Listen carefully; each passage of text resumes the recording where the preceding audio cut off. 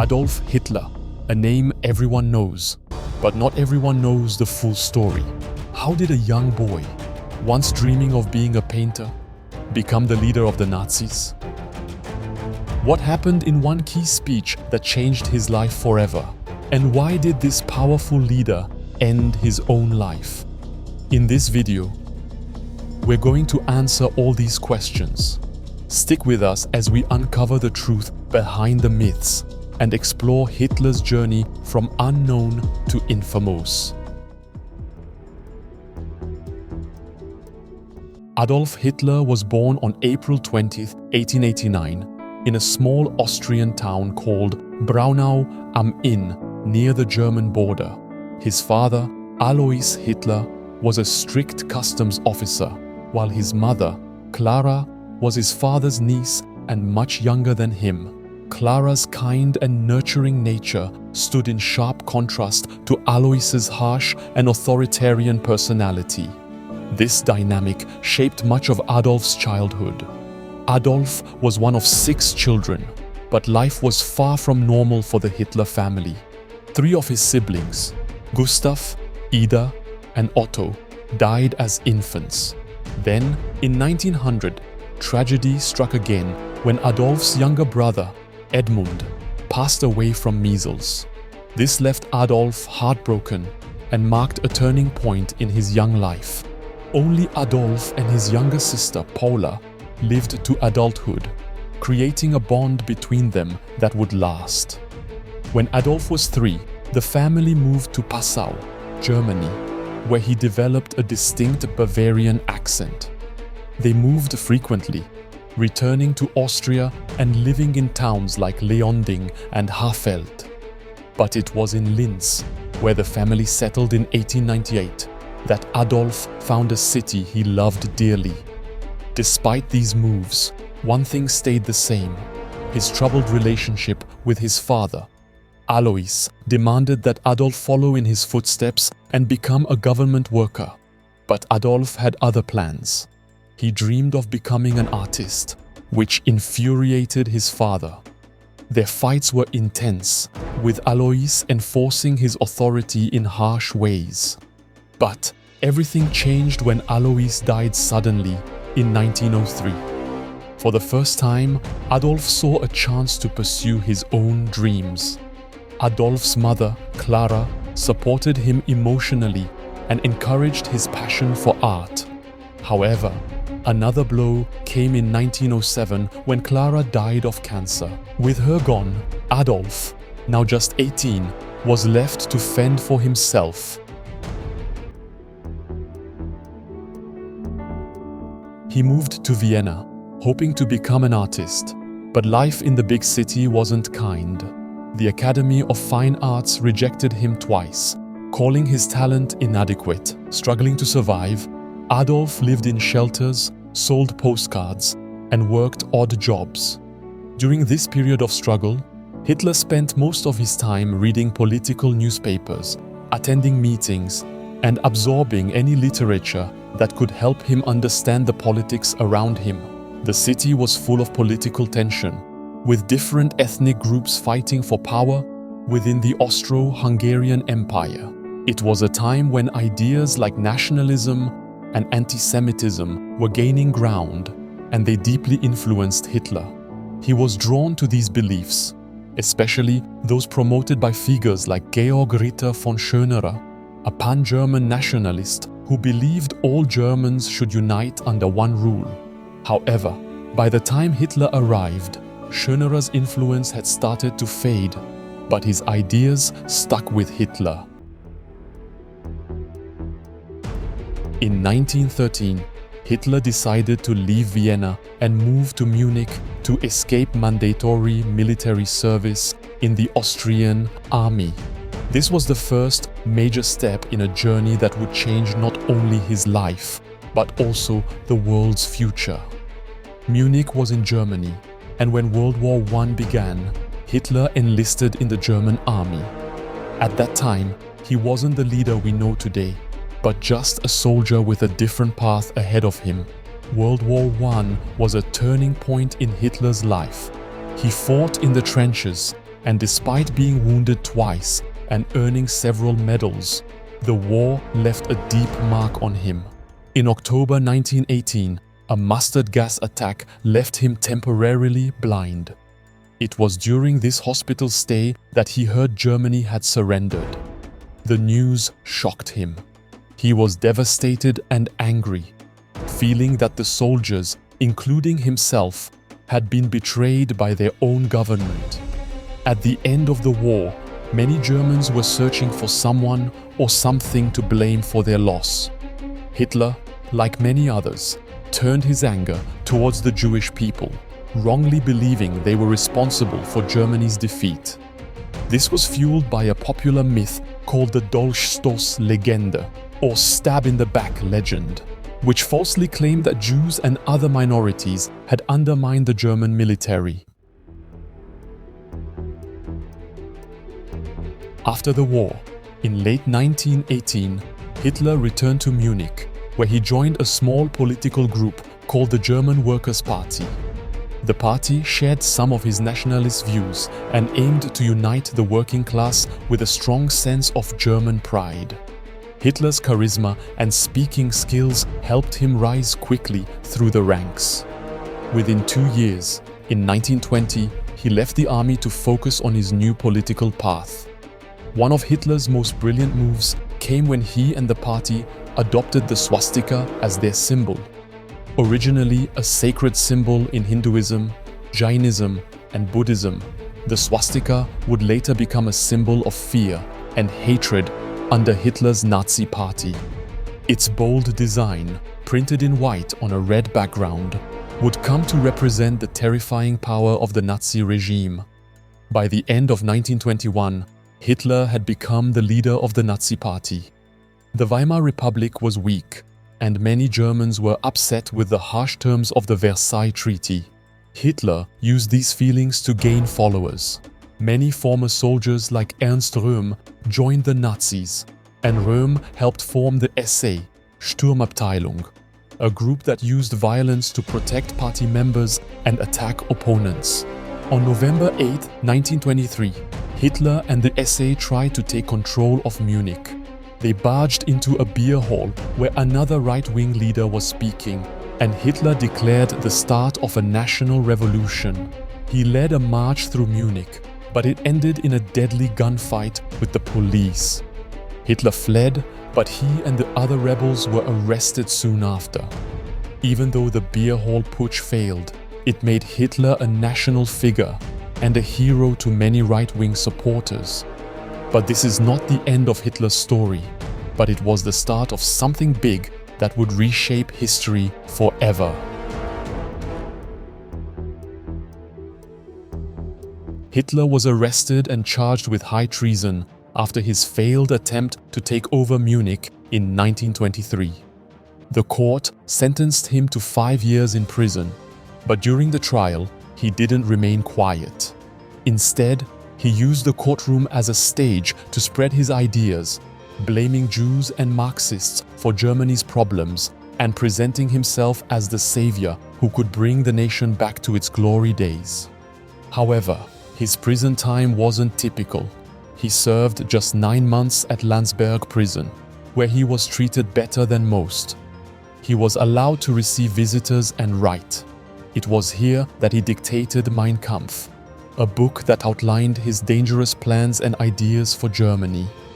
The book became one of the best sellers in the country, second only to the Bible. When Hitler left prison, Germany was slowly recovering, and support for extreme political groups like the Nazis was fading. But Hitler wasn't done. He spent the next few years rebuilding the Nazi party, creating the Hitler Youth to shape young minds and forming the SS to be a loyal force. But you know, Hitler was also attracted to his niece. Yes, during the time when Hitler was building his own force, his half-sister Angela and her daughters often visited him. Among them was Geli Raubal, his niece who caught his obsession with her beauty. Sadly, in 1931, Geli took her own life. Geli Raubal is said to be the only true love of his life. But that's not our focus now. because the Great Depression was about to begin in 1929. The Great Depression hit Germany hard, making the country's already tough situation even worse. With 6 million people unemployed, the people were desperate for change. It was the perfect moment for Adolf Hitler to step in. He used the country's economic pain to his advantage, blaming Jewish people, who made up less than 1% of the population, for the crisis. The Nazis also pointed fingers at the Treaty of Versailles, blaming it for the country's struggles after World War I. In the middle of this chaos, Nazi propaganda posters promised that Hitler was the solution to Germany's problems. The idea that he could fix the economy caught on quickly, and soon the Nazis were gaining more and more support, winning seats in the Reichstag. Hitler knew how to speak to the people and connect with them. He gave speeches across the country, showing that he understood the everyday struggles of Germans. In 1932, Hitler ran for president against the well-known war hero Paul von Hindenburg. Though Hindenburg won, Hitler still earned 36.8% of the vote, showing how much support he had gained. As Germany's government struggled with chaos and failed leadership, Hindenburg appointed Hitler as Chancellor in January 1933, hoping he could control him. Hindenburg thought the German people would never support Hitler's extreme ideas once they saw him in power, but he was wrong. Just 4 weeks after Hitler became Chancellor of Germany, something happened that would change everything: the Reichstag fire. On the evening of February 27, 1933, the German Parliament building in Berlin went up in flames. A Dutch communist, Marinus van der Lubbe, was found at the scene, and he quickly became the prime suspect. With firelighters in hand and looking suspiciously nervous, van der Lubbe was arrested on the spot. Hitler, who was having dinner with Joseph Goebbels, rushed to the scene. When he arrived, Hermann Göring suggested that the fire was part of a communist plot to overthrow the government. Hitler didn't hesitate to seize the moment. He called the fire a sign from God, claiming it was the start of a communist revolt. This was the perfect opportunity to push for emergency measures. Hitler convinced President Hindenburg to approve the Reichstag fire decree, which gave the government sweeping powers. Civil rights were suspended, and political opponents, especially communists, could be arrested without reason. The Nazis blamed the communists for the fire, using it as an excuse to crack down on their rivals. They kicked communists out of parliament, imprisoned their leaders, and shut down opposing media outlets. The decree also allowed the Nazis to conduct random searches and arrests, making it easier to control the country. The fire gave the Nazis a chance to spread fear and distrust. In the March 1933 elections, this fear helped them win more support, although they didn't get a majority. But they made a deal with the nationalists, giving them enough seats to pass the Enabling Act. This law gave Hitler the power to make laws without approval from parliament, effectively ending democracy in Germany. But during this time, Germany was isolated from the rest of the world. Its military was weak, and its neighbors were not friendly. In May 1933, Hitler gave a speech that surprised many people. He talked about peace and disarmament, saying Germany wanted to avoid conflict. On the surface, it seemed like a sign of cooperation. However, beneath the calm words, Hitler still had a bigger plan. He aimed to expand Germany's power and influence, believing that the German people, whom he called the folk, deserved to dominate. By 1934, Hitler's plans started to unfold in a more dramatic way. He pulled Germany out of the League of Nations, a global group meant to keep peace, and started to build up Germany's military. This was the beginning of his aggressive ambitions to conquer neighboring lands. But his control over Germany wasn't as strong as he wanted it to be, especially within his own party. The turning point came in June 1934 with a shocking event known as the Night of the Long Knives. Hitler had powerful allies like Ernst Röhm, who led the SA, a paramilitary group that helped Hitler rise to power. However, Röhm and the SA had grown too powerful and independent for Hitler's liking. He feared Röhm might try to take his place as the leader of Germany. To prevent this, Hitler ordered a purge. From June 30th to July 2nd, 1934, Hitler had Röhm and many others killed. Röhm's closest allies, like other SA leaders, were arrested and executed. Even former allies of Hitler, such as Kurt von Schleicher, a former chancellor, were murdered. This violent act sent a strong message to anyone who might challenge Hitler's power. The SA was no longer a threat, and Hitler now had full control over the Nazi Party. By August 1934, Hitler's grip on power became even stronger.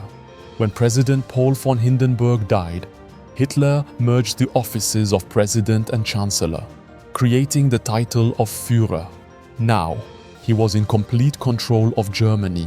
This move helped him move forward with his aggressive policies, including plans to invade other countries.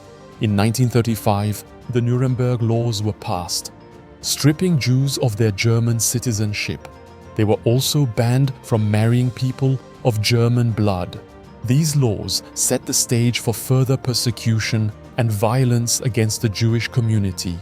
Even as the world watched during the 1936 Berlin Olympics, Hitler's regime continued to harm Jews and other minorities. Books were burned, newspapers were shut down, and propaganda spread everywhere. Teachers were forced to join the Nazi Party, and the government controlled what people learned. By this time, the Gestapo, or secret police, was expanding, spreading fear throughout Germany. Hitler's control was unchallenged, and he could now implement his terrifying plans without opposition, setting the stage for what would come next in Europe.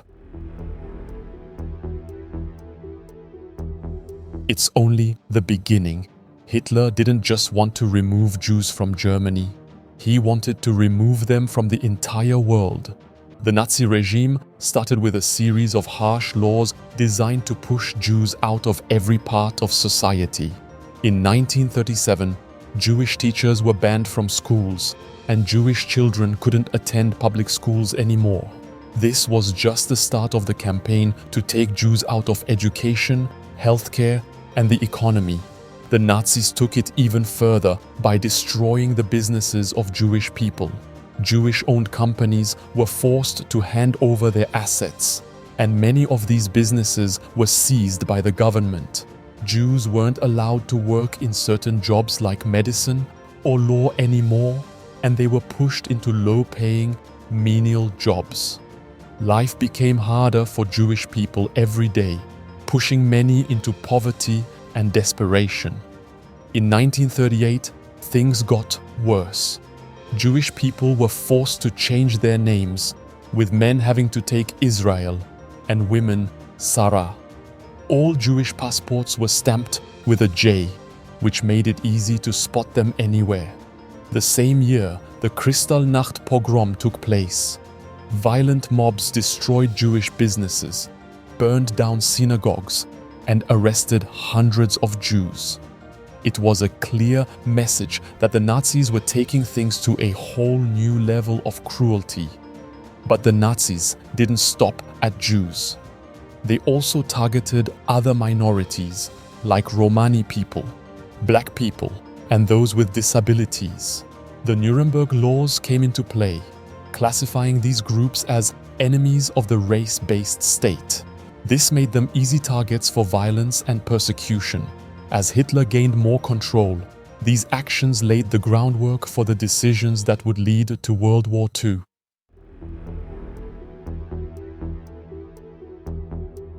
In March 1936, against the advice of his generals, Hitler ordered German troops to move into the Rhineland, a region that had been left demilitarized by the Treaty of Versailles after World War I. This was a bold move, as the treaty was meant to prevent Germany from becoming a military threat to its neighbors. The world watched, waiting for a response, but no action came. Hitler's gamble paid off. His success here gave him the confidence to pursue even more aggressive plans. Over the next few years, Hitler wasted no time in expanding Germany's territory.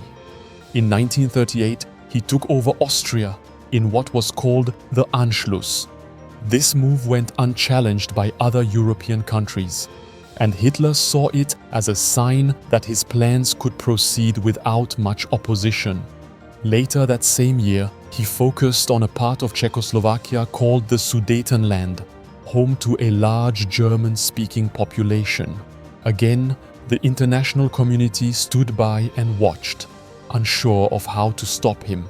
By this time, Hitler was convinced that the Western powers would not stand up to him. He continued to push forward with his plans to take more land, and in 1939, he invaded Poland. This marked the beginning of World War II, as Britain and France declared war on Germany in response.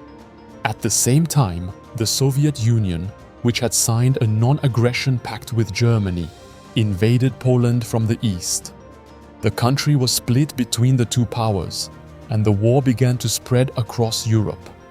As the war unfolded, Hitler's persecution of Jews grew more intense. In 1933, the Nazis had already begun targeting Jews, and by the time the war broke out, things took a darker turn. The Nazis expanded their efforts, setting up concentration camps where Jews and others were held in terrible conditions. These camps quickly became places of torture and death.